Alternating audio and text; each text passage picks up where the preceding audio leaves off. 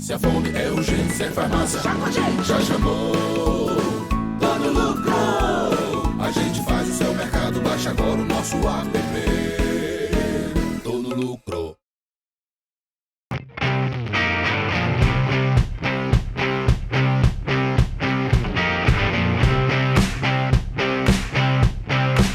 Fala galera, está no ar mais um episódio do nosso Pode Falar, podcast gravado aqui no estúdio da Unifacip, né Letícia? Isso mesmo, e hoje estamos recebendo a Ana Paula, que ela é psicóloga e também é professora aqui no campus da Unifacip, e hoje a gente vai bater um papo sobre todo esse universo da psicologia, frisando principalmente o mês que nós estamos, né, que é o Setembro Amarelo, que é em prevenção ao suicídio, né, então vai se encaixar também no nosso bate-papo, tudo bem? Tudo bem. Boa noite, pessoal. Muito obrigado. Gostaríamos de agradecer mais uma vez por você ter topado um pouco do seu tempo para vir aqui bater esse bate-papo com a gente. Eu que agradeço o convite, né, em nome da coordenação, do professor Clemerson, né? A gente já vinha conversando aí sobre a importância de falar sobre isso. E aí ele falou, Ana, que tal se a gente fizesse, né, um podcast e tal? Eu falei, ótimo. Porque muitas vezes a gente quer auxiliar mais pessoas e o nosso tempo ou o alcance que a gente tem acaba não sendo tão viável. E aí, através das mídias e dessas ferramentas que a gente tem hoje em dia, a gente consegue aí contribuir e compartilhar isso, né? Ajudar as pessoas de alguma maneira. Sim. Isso.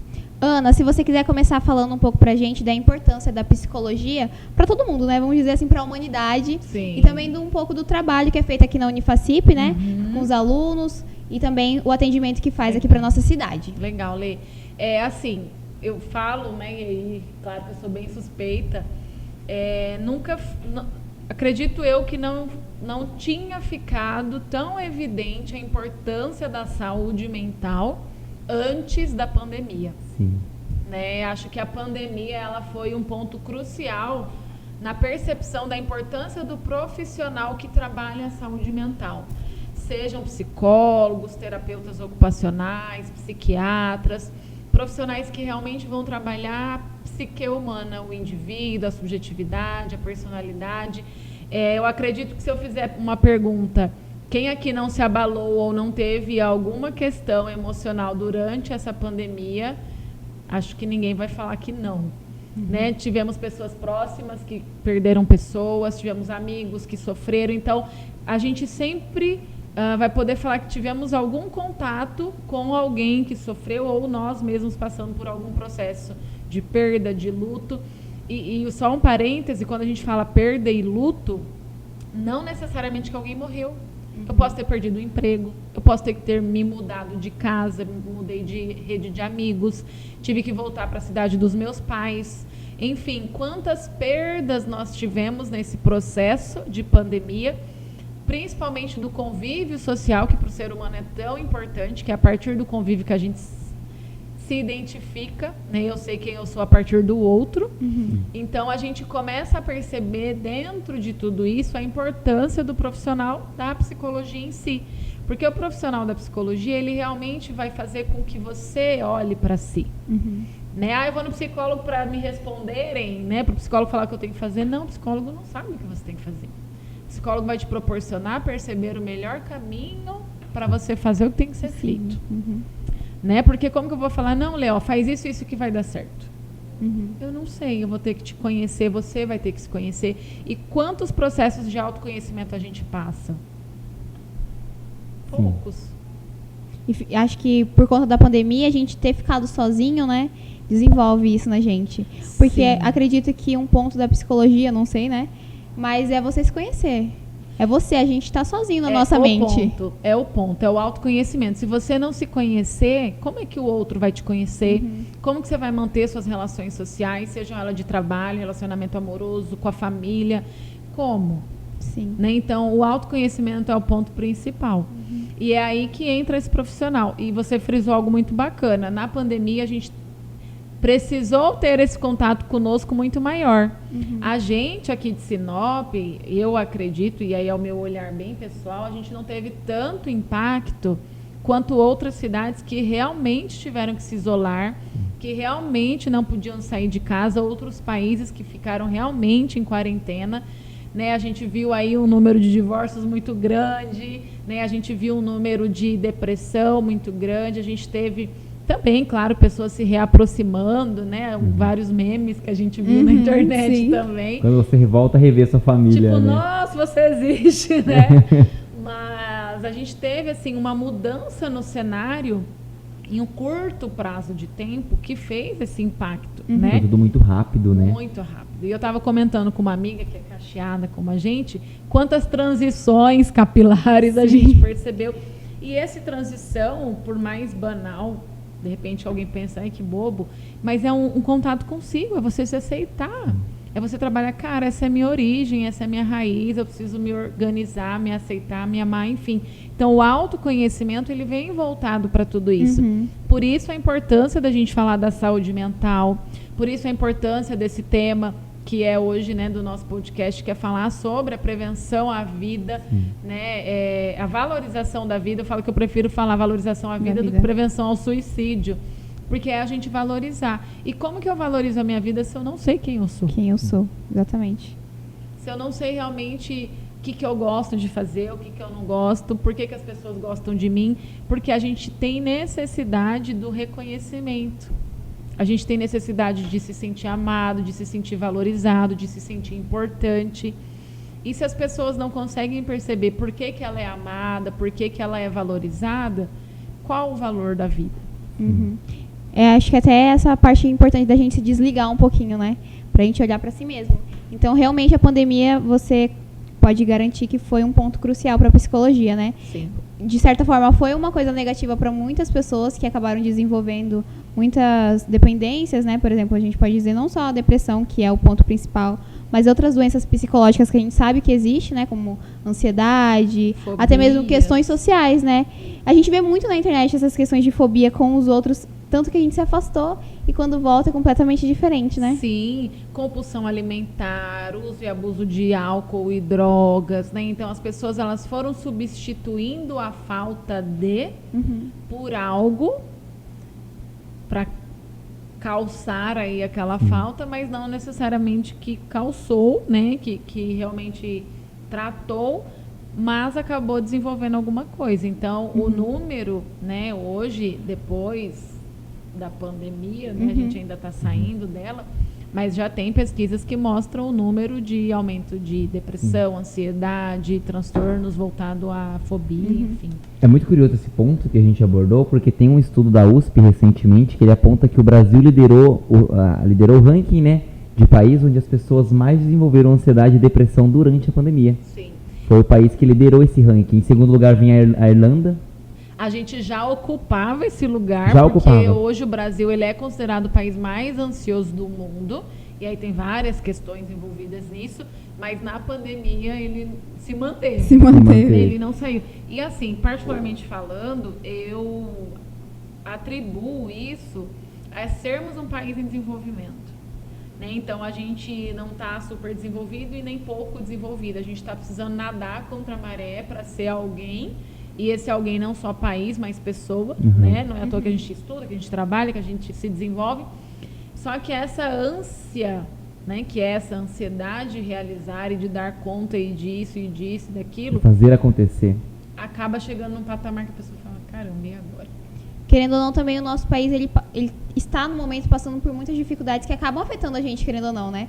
A gente acha que afeta só numa questão social, mas afeta a gente individualmente, muito. Né? A questão da pobreza, das dificuldades financeiras, do desemprego, então isso afeta as pessoas também, né? Você liga a TV, você vê tragédias, pandemia, você tenta acompanhar algo no setor político, decepções atrás de decepções em qualquer lado em que você estiver, então é muito complicado, né? Acaba afetando as pessoas diretamente. Afeta, pessoal, porque nós, como eu falei, a gente é um ser social.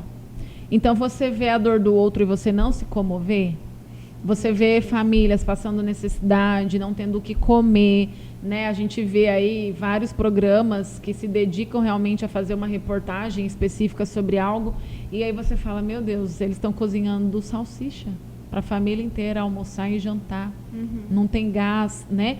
E aí a gente começa a ficar, que país que a gente está? Porque são várias realidades. Então a gente começa, essa questão que você trouxe, na psicologia a gente fala da consciência, né, de você estar consciente daquilo e às vezes não te atingir conscientemente. Mas inconscientemente você acaba sendo atingido. Né? É uma energia que você demanda, é uma situação que você fala, nossa, hoje eu estou tão baixo astral, o que será que aconteceu? E aí quando você para ver, você leu reportagens difíceis, você trabalhou em situações complicadas que exigiu mais de você, então a gente é sim, impactado o tempo todo. E Ana, uma questão assim que a gente pode estar relacionando com o nosso país, que a gente estava falando do tratamento, da importância do tratamento, né, psicológico. Você acha que no nosso país é valorizado a psicologia como deveria ser? Dado a importância, a gente sabe que tem muitas pessoas que têm preconceito, às vezes família, né? A gente sabe que, principalmente pessoas que são mais antigas, vamos dizer, tem muito preconceito com o tratamento, né? Sim. A procura Então, pelo psicólogo, isso. né? Qual que é a visão, você acha, assim, do nosso país em relação a isso? A gente tem muitos tabus ainda, realmente, né? Esse estigma de quem procura o psicólogo é porque é doido, né? Mas, assim, em contrapartida, eu vejo um aumento de pessoas que estão desmistificando esse pensamento também. O nosso Conselho Federal, ele autorizou atendimentos online sem algumas exigências que antes haveria e aí acabava demorando um tempo maior para liberar atendimento. Então, foi facilitado o atendimento online e muitas pessoas procuraram. Então, a gente percebeu um aumento, né, de procura por esse profissional, mas, infelizmente, a gente ainda tem muitos tabus em relação a essa área de trabalho, que, inclusive, entra, né, no nosso tema aí do suicídio, que as pessoas acabam não procurando, entram em sofrimento, entram num sofrimento tão profundo que acabam realmente entrando numa depressão e quando elas se veem nesse local, elas acabam achando que a forma mais fácil de parar de sofrer é se suicidar, é tirar a própria vida. Então, assim, eu percebo que nós estamos avançando, muitas empresas, escolas, vários espaços estão permitindo esse profissional da psicologia entrar. Tanto que uma cliente entrou em contato comigo querendo um trabalho psicológico para a equipe dela, no sentido de grupo terapêutico, alguma coisa assim. Ela pediu para eu criar algo, não para trabalhar a contratação, ela queria trabalhar a saúde mental dos colaboradores dela. Então, a gente vem percebendo assim, uma mudança de cenário. Tá engatinhando? Tá engatinhando. Poderia correr? Poderia correr. Mas ainda não tá. Só que assim, a demanda até pela procura do curso, a gente vê uma procura maior. Então, assim, é um cenário que eu acredito que vai melhorar e as pessoas vão quebrar esse pensamento de que eu não posso falar sobre o que está doendo mentalmente, emocionalmente, falando, né? Por medo de dividir o sentimento com outra pessoa, né?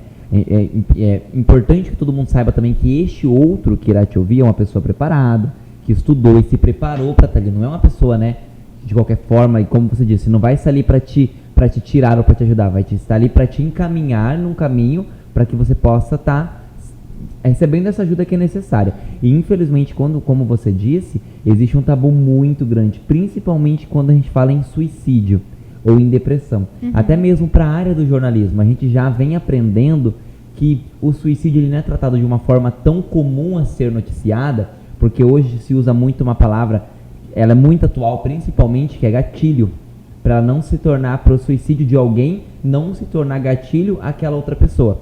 Só que existe uma diferença muito grande em você noticiar o suicídio e em você noticiar caminhos ou outros métodos das pessoas procurarem ajuda para que se evite que um grande número de pessoas chegue até o suicídio, né? Sim, Matheus. É um assunto que exige muita cautela, tanto que eu e o Matheus, vamos falar, a gente estava nervoso mesmo para receber a senhora. A senhora não, né? Você. Obrigada. A gente estava muito nervoso para te receber, porque a gente sabe que é um assunto, querendo ou não, muito delicado. Sensível. A gente não quer falar uma coisa errada, nenhuma besteira. Tanto que foi exatamente o que a gente te falou no começo. A gente quer que você fale. Sim. Que você conte pra gente, que você nos ensine como se fosse. Porque pra gente também, como pra você que tá em casa, tá sendo um aprendizado. A gente tá recebendo aqui a Ana Paula, são mais de 10 anos de formação já na área, né? Daqui a pouco a gente fala um pouquinho disso. Então, pra gente também tá sendo um caminho de aprendizado para poder entender essa área da psicologia num momento tão importante, que é o Setembro Amarelo, o mês da prevenção ao suicídio, né? Sim. E quando a gente fala dessa questão do suicídio, às vezes a gente não nota pequenos sinais na gente ou até no próximo, num amigo, num familiar, dentro da nossa casa mesmo. Às vezes nem sempre a depressão é o caminho final para o suicídio. Às vezes uma simples ansiedade ou uma crise de pânico, né, uma fobia, pode levar alguém E a gente acha que é uma coisa tão distante. tão distante. É uma coisa de televisão, uma coisa de filme. Mas tá do lado da gente, a gente não consegue ver. Sim. Ana, quem você diria que precisa, que deve procurar um psicólogo? Antes de responder essa pergunta, Lê, eu vou fazer um comentário sobre o que o Matheus colocou. Falar estimula as pessoas a se matarem? Não. Não é uma regra, né? Muitas vezes falar sobre isso estimula as pessoas a procurarem ajuda, né? Então, assim, Acharem um caminho, né? acharem um caminho e falar, caramba, tem algo que eu possa fazer, ou eu posso ajudar o meu colega, o meu pai, a minha mãe, alguém próximo a mim. Então, hoje, estatisticamente falando, são mais de 13 mil suicídios registrados no Brasil, todos os anos, e 1 milhão no mundo. Isso que são casos notificados. Imagina os que não são notificados, que são as subnotificações. Então, é um dado que a gente tem que olhar, não no sentido de entender que vai ser um gatilho mas de entender que alguém está gritando. Precisando de ajuda. Alguém precisa de ajuda, eu preciso. Então, é uma informação que se a gente tem, a gente pode tentar fazer alguma coisa, que foi o que nós estávamos falando antes. Então, de repente, esse podcast vai servir para alguém falar, olha, vou procurar um profissional, porque a minha vida é importante, a minha vida importa, eu sou importante para alguém. E aí, entrando nisso que você falou também, da sua pergunta, a gente fala dos fatores de risco, né? Então, alguns fatores de risco para essa questão do suicídio em si. Mas voltando à sua pergunta, quem procura um psicólogo? Quem quiser. Quem quiser. Não tem uma regra.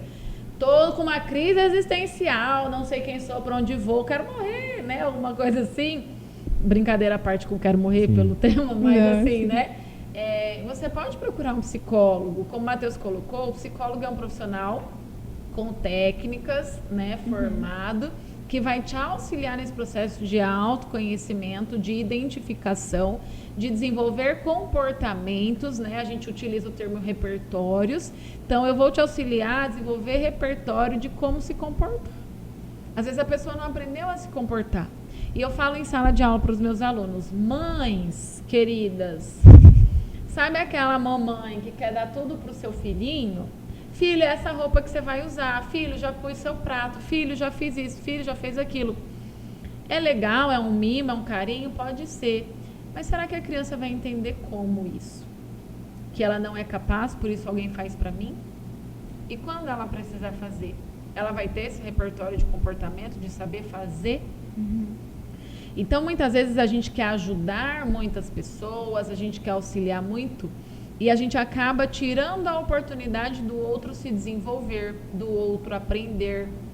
Então, eu preciso mostrar a capacidade que o outro tem. E aí, essas questões vão fazendo com que as pessoas, às vezes, não saibam quem elas são, tenham dificuldade do seu autoconhecimento. Ela não se conhece sozinha, ela só se conhece com os outros. E a gente se conhece a partir do outro, mas a gente precisa se conhecer. Senão não vou saber o que é meu, o que é da minha mãe, o que é do meu pai, o que é meu avô, da minha tia, enfim, da pessoa que me cuida, que me trata, que faz parte do meu ciclo. Então, esse profissional da psicologia, ele vai auxiliar o indivíduo a ter essa busca sobre si. Por isso, qualquer pessoa pode procurar. Então, eu estou com problemas no meu trabalho, parece que nada dá certo na minha vida. Por que nada dá certo na minha vida? É isso que a gente vai identificar. De repente, é uma questão lá na sua infância que você não consegue fazer uma ligação com o que é atualmente. Sabe aquele medo de eu não consigo, será que eu vou dar conta? Sei. Sabe? Aquela pressão, né, diária. Sei. Tipo, a Lê tá assim, Sei. pior que eu sei. Meu sobre Deus. isso. Vou sair daqui direto pro Meu psicólogo. Deus, eu tô assim, que bom, eu tô pra fico marcar feliz. uma consulta já. Já vamos marcar, né? Mas é isso, porque, filha, cuidado, não faz isso, ó, põe o chinelo, não sai sem chinelo, ó, vai pegar resfriado. É aquele cuidado tão grande. E assim, pessoal, não entendo que as mães fazem isso de propósito para o filho ficar doente. É com o objetivo de cuidar.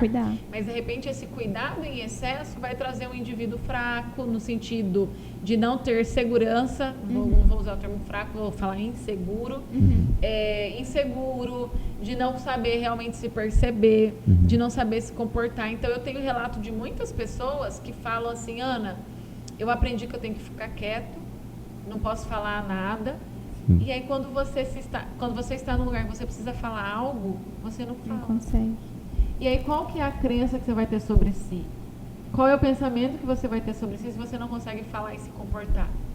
Aí que às vezes acaba até, a cidadão acaba desenvolvendo as fobias, né? O medo de estar em público, o medo de falar em público ou de estar em certos lugares, né? Porque durante toda a criação foi evitado, foi criado de alguma forma por um tipo de proteção dentro ali de um casulinho, preso, a pessoa cresce, a vida não é aquela realidade, as pessoas não vão ter mais os pais ou os responsáveis pro resto da vida. E aí a pessoa tem que se lançar no mercado de trabalho, numa faculdade, socialmente. Sim. Então, assim, acaba crescendo um cidadão frágil, uma pessoa que não está preparada para a sociedade. Exatamente. E ao contrário também, as crianças que não têm os limites, né, que se comportam, que falam o que querem, na hora que querem, do jeito que querem, quando vão para esse ambiente social, que é um trabalho, uma escola, e tem esse comportamento, elas são rodadas. E aí que vem o transtorno. Aquela, nossa, mas revolta eu não também, posso ser né? assim? Eu sou assim, as pessoas não me aceitam. É porque a sociedade, né, tem um padrão. Eu acho que esse também é a importância de ter o trabalho psicológico nas escolas, né? Exatamente. Que é o primeiro momento onde a criança começa a se desligar um pouco dos pais, sai de casa, né? Vai começar a ter o contato com outras pessoas, então acho que é essencial. Sim, e assim, ó, na primeira infância, segunda infância ali, na primeira infância, alguns transtornos já são possíveis de serem identificados, até no sentido fisiológico. Mas a personalidade, né, a essência do indivíduo, ela vai sendo formada até seus 12 anos. Então, eu entendo quem eu sou a partir dos meus cuidadores. É a primeira identificação de quem sou eu.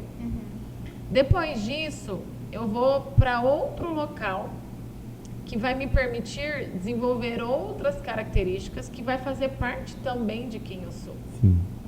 Então, esse processo de formação da sua personalidade, ela vai ensinar nos meios que você faz parte. Então, quando você fala assim, mas eu sempre fui assim e agora, né? Tudo isso é um processo, e é aí que a gente vê a complexidade que é ser humano. Não tem uma regra, uma receita de bolo, é assim que vai funcionar. Por isso que todos nós podemos passar por um psicólogo, porque em algum momento a gente vai se sentir desajustado, de não fazer parte daquilo, aquilo não ser para mim, porque sim, existem vários grupos, com uns nós vamos nos identificar e com outros não. A questão é compreender isso e entender que está tudo bem se você não fizer parte desse grupo e fizer parte desse. Mas essa compreensão não é fácil para todo mundo.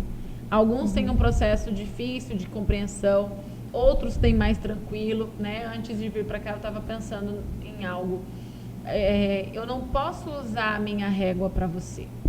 Por quê? Nós somos um ser biopsicossocial. Eu tenho uma parte biológica, ela é individual. Eu tenho uma parte psicológica, ela é individual. E eu tenho uma parte social, que são as minhas vivências, experiências, e que ela é individual. Então, se com meus 30 anos, eu sou uma pessoa de sucesso, casei, tive filho, moro num condomínio fechado, numa casa legal e tal. Uma pessoa que aos 30 anos não tem isso, ela é fracassada? Não. Qual que é a realidade dela? Então, a gente verifica essa dificuldade desse se olhar, que causa aí uma ansiedade de querer ter também, que causa aí uma insatisfação consigo, que vai trazer esses transtornos, essas insatisfações. A gente brinca nessas questões existenciais mesmo, e isso tudo pode ser trabalhado dentro de um consultório, com o trabalho do psicólogo, para você entender quem é você, especificamente você. Não você, esposa de não sei quem, você filha de não sei quem. Nossa, mas você é da família X e você não tem as coisas? Né? Então, a partir do momento que você vai num psicólogo e você consegue trabalhar quem é você, o seu autoconhecimento, as suas capacidades, as suas dificuldades, você vai se sentindo mais seguro para ser alguém nesse meio que você está inserido. E quando a gente fala, você posicionou uma parte muito importante que eu fiquei refletindo aqui nesse tempo, o adolescente, a criança, ele é o espelho dos pais, da criação, ele é espelho da criação. E quando a gente olha hoje, infelizmente, para um cenário de que nem todas as famílias, elas são de alguma forma estruturadas, né? Sim. Ali completa dentro de casa, às vezes criadas pelos avós, ou criadas por mães separadas, ou só por pais. Então, assim, às vezes vem de uma sociedade que, infelizmente, impõe uma desestrutura, é isso aí, ali naquele amplo familiar, que acaba prejudicando, né, aquele jovem, aquela criança. Às vezes uma criança cresce, infelizmente, vendo, né, dentro de casa, a mãe sofrendo violência doméstica, né? Sim. Então, assim, é muito complicado, porque para uma criança, pra gente, todo mundo já foi criança um dia, pra gente que já é adulto, já é complicado se entender, se conhecer. Imagina para uma criança vivendo num cenário desse, num cenário de pandemia, de não poder ir para a escola, ter que estudar em casa.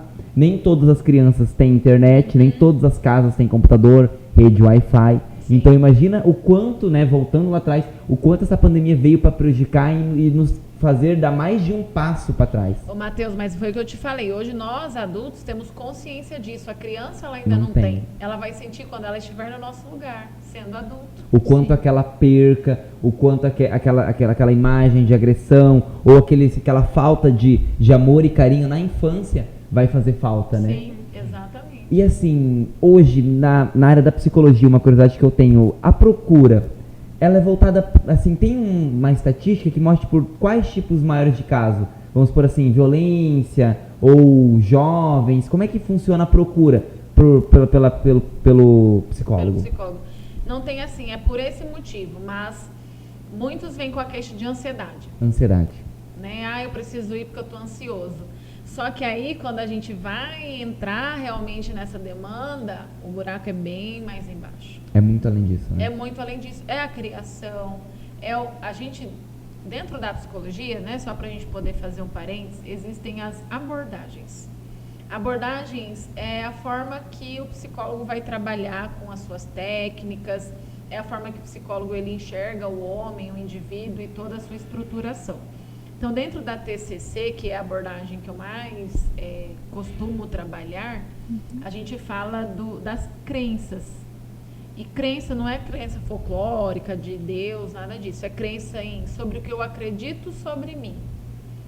E esse sobre o que eu acredito sobre mim tem a ver com crenças de desvalor, desamor. Então, se eu fui uma criança rejeitada pela minha família, pode ser, tá? A gente não tem uma regra, como eu falei, não tem uma receita de bolo.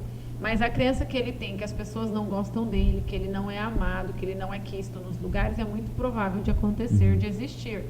Então, é uma pessoa, muitas vezes, que tem um perfil mais vitimista, mais introvertido, né? Ou super extrovertido, que aí usa isso como escudo. E não, eu tô de boa, quem quiser gostar de mim que gosta, quem não quiser que tô nem aí, eu falo o que eu penso. Mas às vezes é uma armadura. Sim. Né? Eu falo muito isso para os alunos. A gente tem que tomar muito cuidado, nós, pelo menos na psicologia, com os pré-julgamentos. Tirando uma parte da população que tem transtornos psicopáticos, os outros estão se defendendo para viver. São os famosos neuróticos, segundo Freud, que têm mecanismos de defesa para evitar o sofrimento e para viver em sociedade. Mas todos nós temos um escudo para proteger algo que machuca. E esse algo que machuca, ele vai vir à tona em algum momento. Né? Então, toda essa desestrutura que a criança lá passou vai formar alguma dor. Né? E aí, voltando ao que você falou, essa dor ela vai aparecer em algum momento e essa pessoa pode procurar esse profissional. Então, essas crenças que eu estava falando também é um dos fatores que faz com que a pessoa pense que a única saída é a morte.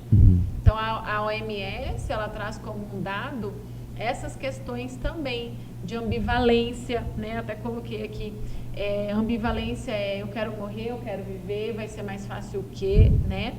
Desesperança, desespero, desamparo. Se ninguém é por mim, quem será? Né? Se nem os meus pais me quiseram. Hoje à tarde a gente estava fazendo um treinamento com o pessoal do CRAS aqui da cidade, né?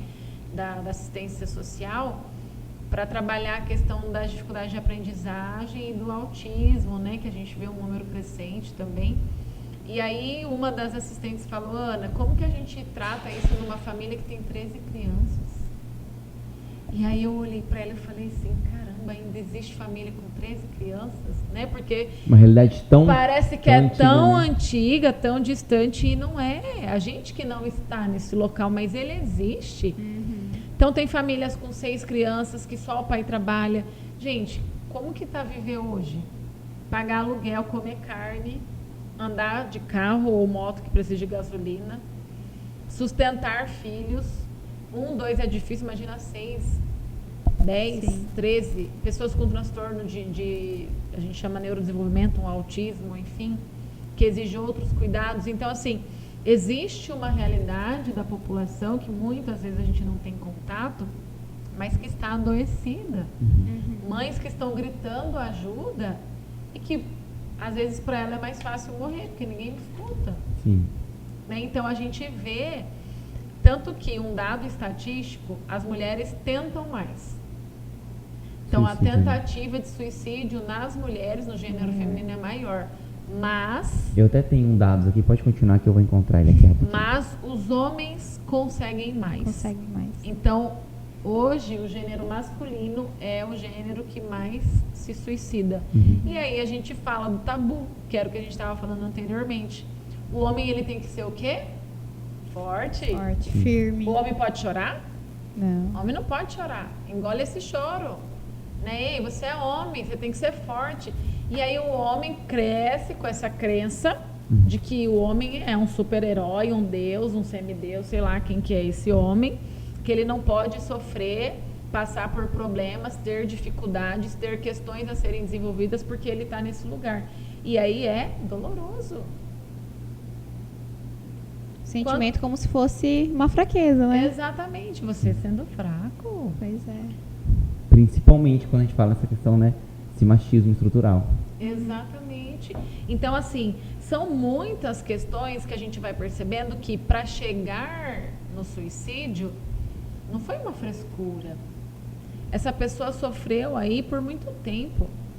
Então não tem assim um fator essencial. É isso que fez com que a pessoa cometesse um suicídio.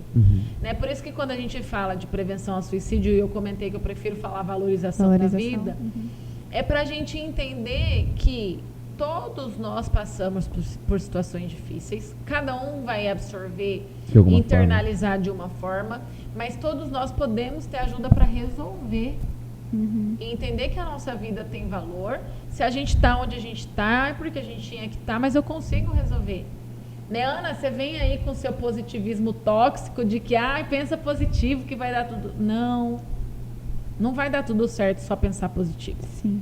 Você precisa de pedir ajuda, você precisa de uma pessoa que vai te ouvir, de abrir e falar, tanto que a psicologia é a cura pela fala. A gente não usa medicação, o psicólogo não tem autonomia para medicar. É importante em alguns casos, sim.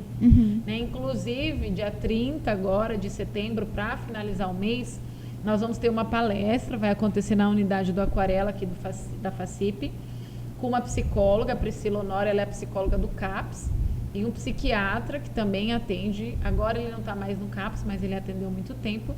E a gente vai falar em específico do manejo com pacientes suicidas, que tentam suicídio. Porque tem uma diferença, eu até tenho uma pergunta muito delicado, sobre, né? né? Porque existem estágios, né? Dentro da depressão e dentro da psicologia.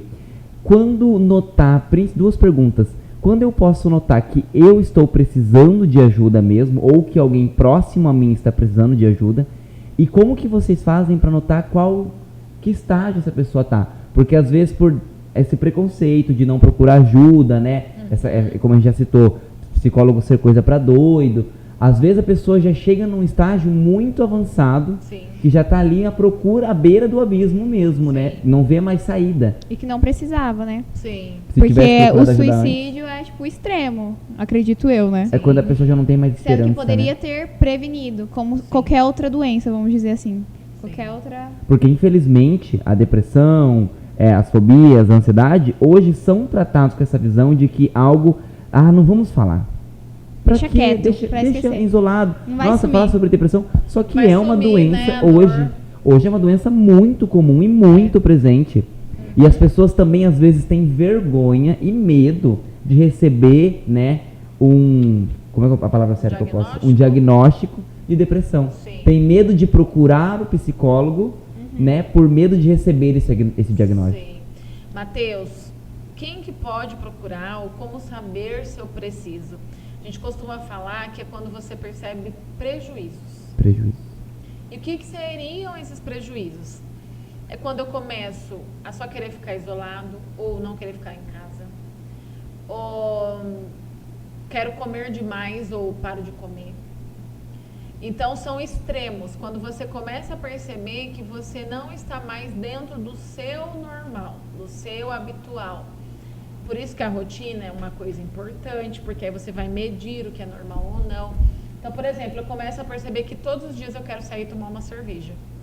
É legal, você vai, né, descontrair, conversar com os amigos, bater um papo, mas quando você começa a perceber que você está querendo fazer isso todos os dias, e hoje o Matheus não quer ir, eu vou com a Letícia. Hoje a Letícia não quer ir, eu vou com o Ricardo. Hoje, quem for eu vou e vamos rolando, mas eu preciso sair de casa, eu não posso ficar em casa. Por exemplo, que é um comportamento que você não tem. Final de semana eu saio, tá bacana, mas não, agora eu quero sair todos os dias. Ou eu sempre fui alguém que conversa e tal, mas agora eu não quero falar, eu vou me reservando, vou me isolando. Então você começa a perceber comportamentos que são diferentes do que você costuma ter e podem começar a te trazer prejuízos. Então eu vou ficando sem dinheiro, né? Eu vou começando a passar mal, sei lá, desenvolvo uma gastrite, começo a me isolar das pessoas, deixo de ser... Enfim, então quando eu começo a perceber que eu estou tendo causas, no caso prejuízos, por um comportamento que não é o meu habitual. Então é algo que você tem que ligar um alerta. E isso para as pessoas que estão próximas a você também, tá? Então, se eu começo a perceber que Matheus não é assim, cara, ele tá diferente. Fala, amigo, vamos conversar? Você tá tão quietinho, você é sempre comunicativo. O que tá rolando? É esse estender a mão que pode te ajudar a salvar a vida de uma pessoa. Porque às vezes nem a pessoa tá se percebendo. Sim. Às vezes ela tá só vivendo, e quando ela vê, ela já tá lá dentro, e aí ela fala, poxa, cheguei aqui, e agora? Pra onde eu vou? Né? Então, assim, eu faço supervisão de estágio, e hoje de manhã uma dupla, né, que atende uma empresa, falou assim, Ana, lá nessa empresa só tem motorista. Eu falei que eu quero que elas façam palestras de Setembro Amarelo nas empresas. E a gente vê que os homens, eles brincam muito, né? E aí a gente traria o tema bullying também dentro disso. Por quê? Cara, hoje eu não tô legal. Ih, vai começar, mulherzinha, tá chorando. A gente ainda vê isso com muita frequência. Então, o primeiro passo é o respeito, é o acolhimento, é o estender a mão, é estar ali verdadeiramente para ouvir o que o outro tem para trazer. Porque para você pode ser bobagem e pequeno e para o outro não. Muitas vezes você já passou por N problemas que te fortaleceu, mas o outro ainda não. Por isso que eu falei da régua. A régua que eu uso para mim não é a mesma que vai usar para você. Cada pessoa é de um jeito, né? Meu esposo passou fome na vida dele, ele teve um histórico de pobreza muito grande, hoje ele tem um valor para umas coisas que graças à minha família, à nossa estrutura, a gente não precisou passar por isso. Eu olho a vida de uma forma e cada um vai respeitar a sua forma de ver a vida. Mas ele tem um jeito de ser e eu tenho outro, porque a gente tem uma história de vida. Né? Então, tudo isso vai fazer a gente ir percebendo essa necessidade realmente de olhar para si. Né? Então, respondendo aí a sua pergunta, olhe para você. Né? Veja assim, se você está satisfeito com o seu resultado, mas a partir do seu olhar, da sua paz, da sua satisfação, não do seu pai, da sua mãe. Não que a gente não tenha que respeitar, mas se a gente ficar vivendo a vida do jeito que o outro quer, chega um momento que fica pesado. E a questão dos pais também é que às vezes colocam muito na gente, né? Expectativa, né? Às vezes, a gente vê muitos casos assim, né? Que às vezes não conseguiu realizar uma coisa e bota pra cima do filho, Mas eu né? tive uma colega de faculdade, passou na federal, fez 5 anos de faculdade, e a nossa faculdade, ela era integral. Então ela estudou 5 anos, no dia da formatura ela pegou o canudo e deu pra família dela. Porque a família queria. E o sonho dela era ser costureira, ter um ateliê. Depois ela foi fazer. E é muito feliz fazendo o que ela faz. Então, assim, a gente percebe essas expectativas. E assim, pessoal, o que eu gosto de sempre falar, não é que a família, quem irá adoecer a pessoa, ela quer fazer esperando o melhor para o indivíduo. Pra pessoa, né? Só que ela não percebe o quanto isso pode causar futuramente vou usar uma palavra pesada, mas de malefícios, né? De coisas que não vai fazer tão bem assim para as pessoas, sabe? Então, assim, é um agravante de situações que faz com que a pessoa chegue num nível de pensar em se matar, em tirar a própria vida. Não é porque ela acha que ela não é boa o suficiente, enfim, ela está sofrendo. Ela não quer morrer, ela quer tirar aquela dor, ela quer sair daquela situação. E muitas vezes ela não consegue sair porque ela não consegue achar essa saída. E aí o psicólogo ele pode auxiliar em fazer essa percepção, em desenvolver esse repertório de comportamentos. Em uma pessoa que sempre viveu a vida do outro, às vezes ela não sabe quem é ela, então ela tem valor? Não sei. O psicólogo ele vai ajudar você a descobrir o seu valor, o que você faz de bom, as suas aptidões, sabe? Então, esse processo é lento, não é rápido, tá? Eu gosto de deixar isso muito claro, porque às vezes as pessoas acham que eu fui no psicólogo, é um milagre, estou curado, glória a Deus. Não, não é um processo. Se você teve um processo para adoecer, você vai ter um processo para melhorar. É um processo, é um treino, tanto que dentro dessa abordagem do TCC, a gente trabalha com treino de habilidades sociais. Então, a pessoa vai desenvolver competências socioemocionais que ela nunca teve. É possível, Ana, desenvolver? Sim, mas o indivíduo tem que querer. Ele vai buscar ajuda. A gente tem esse pensamento de que psicólogo é igual ao médico. Tomei um remédio, parou de doer. E não é assim. Né? Então, é um processo que às vezes é lento, muitas vezes é doloroso, porque você começa a mexer em questões passadas, de infância, da família, coisa que você tinha escondido. Tipo, eu não vou pensar que a minha mãe me abandonou, mas você vai ter que olhar para isso, sabe? Então, assim, são questões que vão machucando, mas é para depois te fortalecer e te deixar alguém satisfeito, não vou falar 100%, mas pelo menos entendendo que, poxa, que legal, essa sou eu, sabe? Sim. Ana, a gente pode falar que não só a depressão, o suicídio, mas todas essas coisas que prejudicam a gente, prejudicam também quem está à nossa volta? Com certeza. Quando a gente adoece, as pessoas à nossa volta também adoecem. Porque muitas vezes elas não sabem o que fazer. E aí, nessa ansiedade, não saber o que fazer, elas vão ficando com raiva, frustradas. E aí começam todas essas emoções e sentimentos que vão gerando também uma insatisfação. E aí, a curto, médio ou longo prazo, também pode acabar adoecendo uma família. Sim. Né? E quando a gente olha, vamos trazer para a nossa atualidade, né? A gente vê aí, a gente tem internet. Quando a gente chega nessa era digital, a gente vê tantos jovens que procuram a vida perfeita da internet. Porque a vida atrás de um filtro e atrás de uma câmera de celular não é a vida de todo mundo. Você não sabe a dor da influência, você não sabe os sentimentos de quem está ali fazendo aquela publicação, aquela publi, né? Porque hoje as pessoas buscam muito a vida perfeita exposta nas redes sociais. Uma vida que não existe. É uma vida que vende, ela dá lucros. É por isso que ela está exposta de todas as maneiras para você. Porém, ela não é uma vida real. Todo mundo tem as suas dores, os seus sentimentos. Recentemente, a gente teve um caso muito emblemático, dá para colocar dentro da psicologia, provavelmente você tenha conhecimento, que foi o filho da cantora Valkyria, da banda Magníficos, que ele postou um TikTok, né, nas redes sociais, e as pessoas comentaram coisas negativas e homofóbicas no vídeo dele. Vários comentários que a gente nem vai estar aqui, eu acabei de pesquisar, e ele cometeu suicídio por conta dos comentários colocados no TikTok. Foi uma reportagem que passou em vários canais, virou matéria especial do Fantástico sobre haters, né? E aí virou até uma reportagem sobre as pessoas que vivem para críticas na internet, que vivem para falar mal, para criticar as pessoas. Então, quanto a busca pela vida perfeita, a exposição nas redes sociais vem também causando danos assim incontáveis nas pessoas, principalmente nos jovens. Você tem um jovem que tirou sua própria vida por postar uma trend no TikTok, as pessoas foram lá, comentaram. É assim, se você for olhar de fora, filho de uma cantora famosa, conhecida, então para todo mundo tem dinheiro, para o jovem que acompanha a vida perfeita, a vida que eu quero, mas ninguém viu a realidade por trás do que aquele jovem estava passando por ter tirado a vida, né? Exatamente. Você colocou uma coisa bem importante, que é essa máscara, né, que as mídias aí permitem que as pessoas tenham. Eu brinco, né, eu dei uma palestra esses dias pro pessoal da estética. Hoje a gente é linda no Instagram, gente, tem milhões de filtros. Fico maravilhosa, né? Aí você falou, você, tudo bom? Somos outras pessoas. Outras pessoas, né?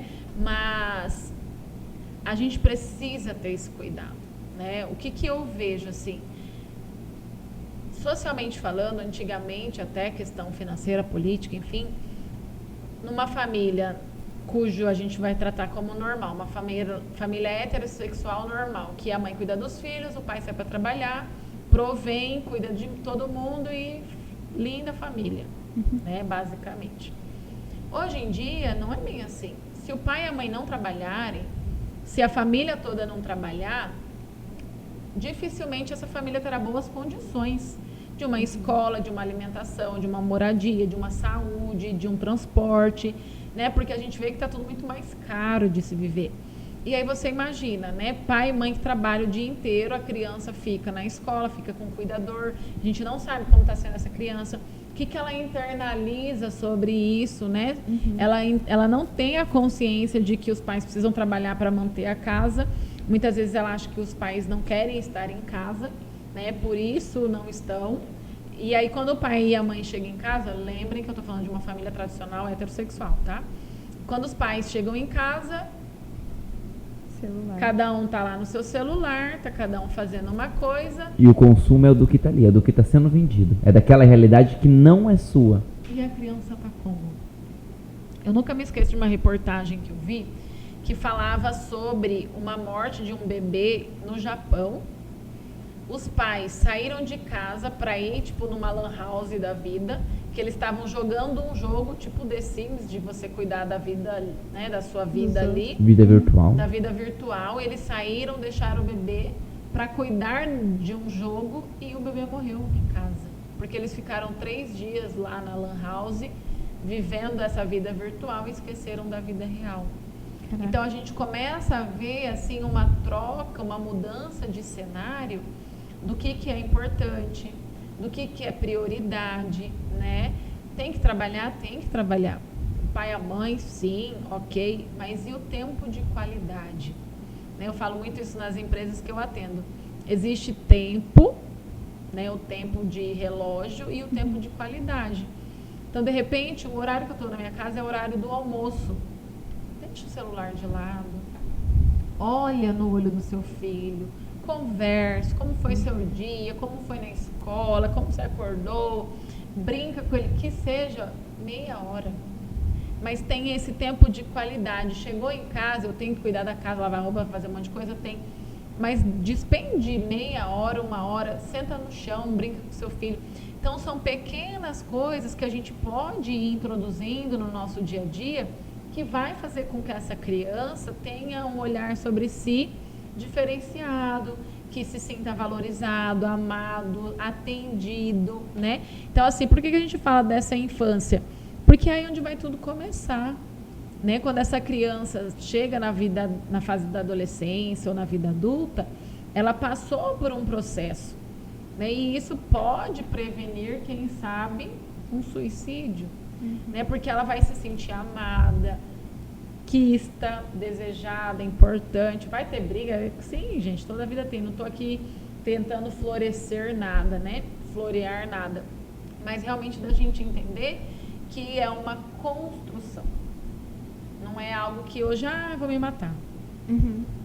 Tô fazendo nada, né? Ai, Ana, precisa falar assim. Mas é pra gente entender que é uma construção. Que vem de um processo. Que vem de de um sentimentos, processo. de ocasiões, de acontecimentos. E às vezes a pessoa, quando chega nesse ponto de falar minha vida não presta mais, se ela ouvir o que nós estamos falando, ela pode entender que não é agora. E não foi só ela. Tiveram vários atores responsáveis por tudo isso que ela pode trabalhar e entender de uma outra forma tudo isso. Sim. Sabe?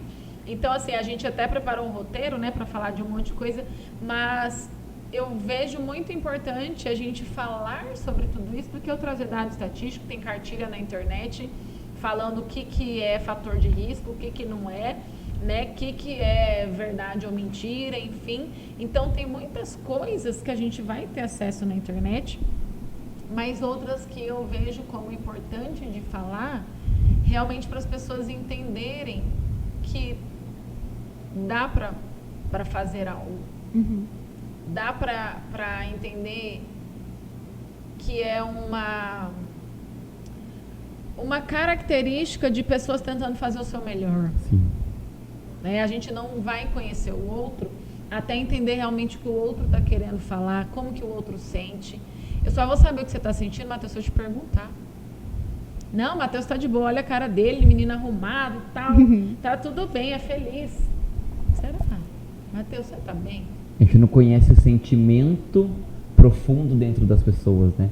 Principalmente quando a gente olha para esse cenário, mas a gente volta. Saindo de uma pandemia, situação de um país totalmente que a gente vem há anos já lutando, como você falou, nadando para se tornar algo. A busca pela perfeição, principalmente nas redes sociais, principalmente pelos jovens, né? E aí você entra nas redes sociais, você vê, ou nos noticiários, você vê tragédia atrás de tragédia, notícias ruins, uma pandemia, aquela vida que não pertence a uma sociedade, uma vida vendida, uma vida de lucro para quem propaga, e não é nenhuma realidade para quem vive, entendeu? Sim. Você não sabe como está a vida daquela influencer ou daquela personalidade depois do Stories acabar. E tem muitas pessoas, e eu acho isso legal, que fazem questão de falar, pessoal, essa não é a vida real. Né? Casais que você admira, fala, a gente briga, a gente quebra o pau quase todo dia, o que a gente está aqui é vendendo X situação, né? Claro que são poucas pessoas que acabam fazendo isso, que se expõem, mas é a realidade, né? A gente vê as mulheres que acabam de ser mães, saem da maternidade já com o corpo perfeito. Estava vendo uma fala da esposa do Alok, esqueci o nome dela agora. Ramona, eu acho, que né? é Ramona. Também acho. E ela falou assim, gente, a genética da minha família favoreceu o meu retorno da gestação. Não usem, porque ela é médica, né? Não usem essa regra para vocês. Então, cada corpo é um corpo normal de alguém que não tenha esse biotipo como o meu, vai demorar, né? Eu acho que ela é até ginecologista. Então, traz informações para as pessoas desmistificarem realmente que, nossa, eu fui mãe, já estou entaçarada, ou a galera está sempre na balada, então como que elas têm as coisas? Então, realmente, tanto que os dados estatísticos, né, da OMS trazem que 2 faixas etárias são as que mais apresentam casos de suicídio. A questão da adolescência, né, dos jovens e os idosos. Porque os idosos estão naquele momento de que eu não sou mais ouvido, as pessoas querem fazer as coisas por mim, eu não sou valorizado, já estou sozinho, não trabalho mais, então começa aquele pensamento, eu não presto mais para Como se não tivesse mais utilidade, né? Não presto mais para ser um conselheiro, não presto mais para trabalhar, não presto mais para namorar, não presto mais... E aí acabam cometendo suicídio. Então, são 2 fatores relacionados à idade, 2 faixas etárias que aparecem como maior pessoas que tiraram a sua própria vida também. A faixa etária de idosos hoje ela é maior, né? Eu não sei te falar em porcentagem, né? A cartilha do suicídio que a gente costuma trabalhar traz essas 2 Mas informações. é uma das maiores, né? Infelizmente. Como idosos você pode posicionar pra gente. E adolescentes, né, jovens adultos aí. Então, assim, são situações, pessoal, que, né, por isso que eu fico feliz da gente falar sobre isso, que a gente precisa olhar. Nós não vamos ignorar que as pessoas estão doentes, estão sofrendo, estão sentindo, está doendo, né? Mas eu preciso e eu consigo achar ajuda. Eu consigo auxílio de profissionais que vão me auxiliar. Entendam que o psicólogo não vai te dar conselho. Ah, eu vou pagar para alguém me dar conselho? Não. Ele vai te permitir olhar de uma forma com técnicas específicas que outra pessoa do senso comum não vai fazer. Ele não vai estar preparado para isso. Então, são profissionais com competências técnicas. Vai te ajudar a fazer esse processo de melhoria, de autoconhecimento, de diminuir a dor, de buscar onde está doendo, enfim, de situações específicas que vai auxiliar o indivíduo. E aí, como eu tinha falado e acabei não concluindo, no dia 30 a gente vai trazer, então, né, 2 profissionais e a Priscila vai falar mais especificamente sobre como trabalhar as pessoas, né? E aí ela me relatou um caso de um paciente que tentou se matar e aí foi para o CAPS, né? Foi encaminhado para o CAPS e aí ela pediu urgentemente para o médico uma sedação para o paciente apagar, né, o sossega-leão por 2 dias, porque foi a forma que ela achou de prevenir a vida. Então, quando, né, eu falei que a gente não medica porque vem a cura pela fala e tal, mas em algumas situações específicas a medicação ela é importante, desde que tenha um manejo psicológico adequado para fazer esse processo.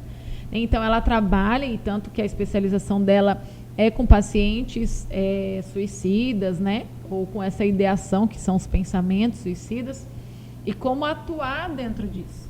Né? Então, ela vai falar sobre a contenção, que o psicólogo ele vai fazer uma contenção emocional, medicamentosa com a parceria com o psiquiatra. Então, é todo um processo, né, que a gente vai buscar trazer até para os nossos acadêmicos de como lidar. Porque foi o que vocês falaram, né?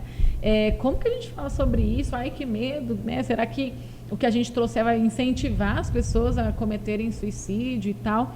E não, a gente precisa falar sobre isso para saber como lidar com isso. E de que maneira a gente consegue ajudar as pessoas que estão em sofrimento, que estão com esses pensamentos e que de repente a gente consiga ir resgatar, ajudar e trazer melhora para essa pessoa. E mais uma vez a gente vê a importância da conscientização, né?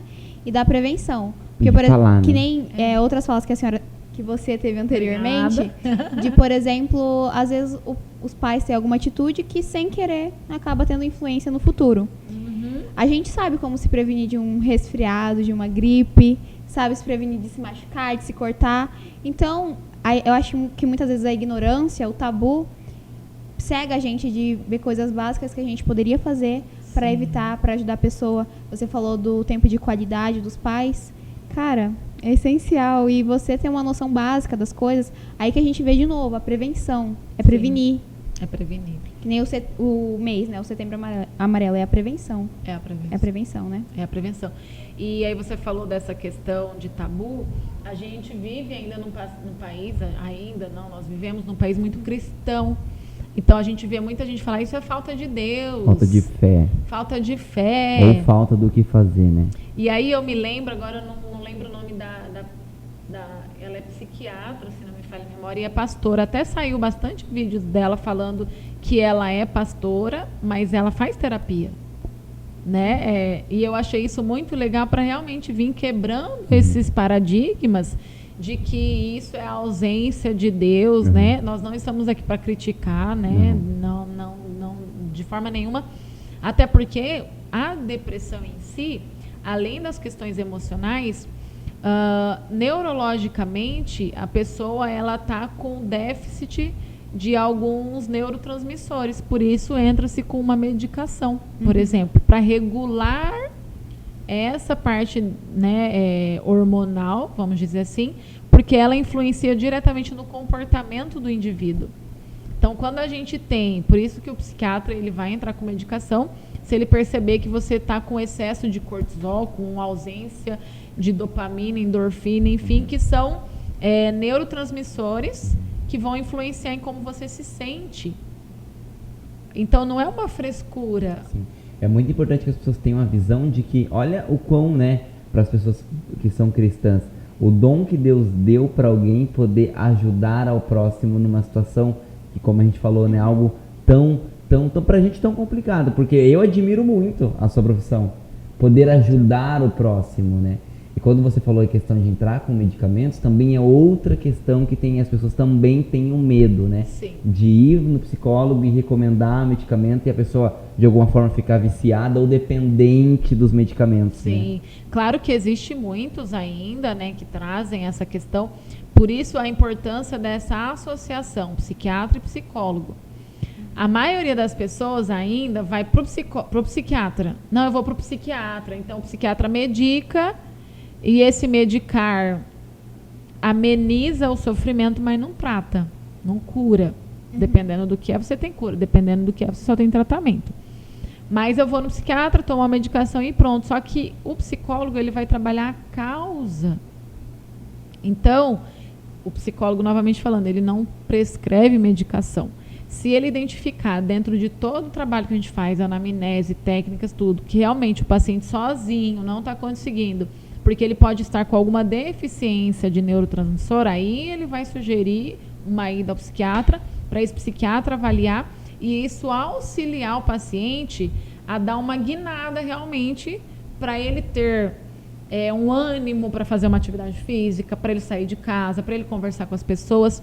Só que tem muita medicação que está sendo elaborada para não trazer tantos efeitos colaterais, causar dependência, que é realmente para auxiliar a pessoa a sair de um lugar que às vezes sozinha ela não está conseguindo. Né? Então é importante os dois trabalharem juntos, mas muitas vezes o profissional da psicologia, quando o indivíduo não tem essa falta aí, né, de neurotransmissor, ele consegue sozinho fazer um bom trabalho. Gente, Ana Paula, formada há mais de 10 anos já, formou na Ainda vou fazer 10 anos esse ano, não me Vai deixa fazer... velha. Ah, tá. 9 e pouco. 9 e pouco. Formado na UFMT de Rondonópolis, Isso, campus Rondonópolis. isso. Conta pra gente um pouquinho como é que você chegou a essa profissão. Como você chegou hoje, 10 anos depois. Como a gente estava conversando, né, antes de começar, a gente tem várias habilidades que às vezes na infância a gente não consegue ter essa consciência. Então eu sempre percebi algumas habilidades de comunicar, de auxiliar, de dar suporte. E aí, fazendo o 3º ano, uma amiga falou, amiga, e psicologia? Né? Eu não tinha pensado, estava para a área das engenharias. Falei, olha só que legal. Então, eu brinquei com você, né? A psicologia me escolheu porque não era algo que eu estava planejando, mas surgiu essa ideia e eu comecei a pensar sobre isso. Prestei o vestibular, naquela época não era o Enem, era o vestibular mesmo.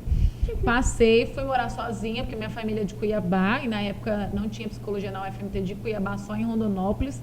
Então, eu falo que eu aprendi e amadureci muito, porque eu tive que aprender, claro, né? Eu tinha que sair de lá formada, porque eu estava lá para isso.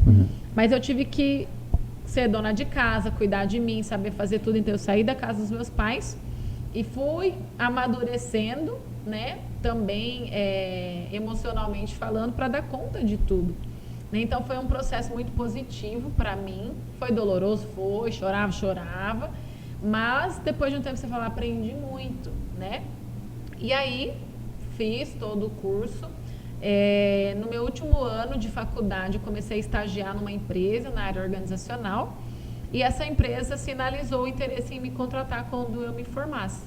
E aí eu me formei, fiquei lá contratada por mais um ano. E aí eu percebi que eu precisava alçar novos voos, né, voltar para casa, enfim. Acabei voltando para Cuiabá. Mas quando eu voltei para Cuiabá, eu falei, gente, parece que eu não quero mais cidade grande. Né, a gente se adapta com a cidade pequena, com a facilidade das coisas. E aí eu fiquei uns 3 meses em Cuiabá, ou nem isso. E uma amiga que mora em Sinop, que estudou comigo em Rondonópolis, falou, Ana, vem para cá. Né? Na época eu não era casada, nada, não tinha filho, não tinha passarinho para dar água. Falei, vou. Vim, consegui um trabalho no Machado, né? Trabalhei lá na parte de RH por 4 anos e meio. E aí no meu último mês, assim, eu saí de lá em maio, junho e comecei a dar aula aqui em abril.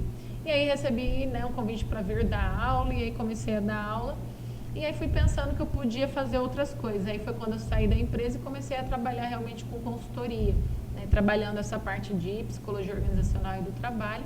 E aí, ano passado, em agosto, recebi o convite para assumir a coordenação do curso, também de psicologia aqui na Unifacip.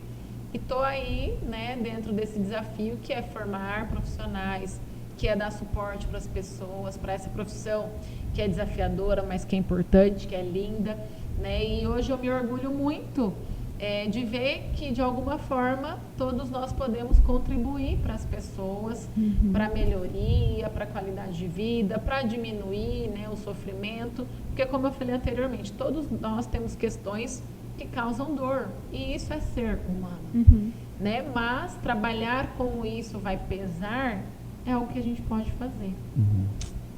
Ana, alguma mensagem que você quer deixar para quem está assistindo o nosso podcast? Talvez eu e o Matheus não tenhamos puxado alguma coisa para você falar, mas se você quiser falar, para a gente estar encerrando, agora é o momento. Eu acho que dentro disso que eu acabei de falar, tá tudo bem não conseguir fazer as coisas sozinho. Tá tudo bem não dar conta sozinho. Nós não nascemos sozinhos. Nós precisamos da nossa mãe para existir, nós precisamos das pessoas para a gente descobrir quem a gente é. Então tá tudo bem buscar ajuda, né? Caso você perceba que não tá legal, preciso conversar com alguém, não consigo conversar com as pessoas, tenho medo, vergonha, enfim, o psicólogo ele pode te auxiliar em muitas coisas, né? Então tá tudo bem não ser super-herói, tá tudo bem não ser super-heroína, tá tudo bem não ser o que a gente acha que as pessoas são nas redes sociais, porque essa não é a realidade. Então tá tudo bem ser humano e buscar uma ajuda para ser melhor. E tá tudo bem não estar bem, mas temos que procurar ajuda para que tudo fique melhor. Exatamente. Com certeza. Muito obrigada Muito pelo convite. A gente agradece, nossa. Com certeza, gente. Muito olha, boa conversa. Encerrando esse bate-papo de hoje com muita alegria, com muito conhecimento imenso. Muito obrigado por ter aceitado o nosso convite. Você deu um pouquinho do seu tempo, está vindo aqui nos estúdios de jornalismo para gravar esse podcast com a gente.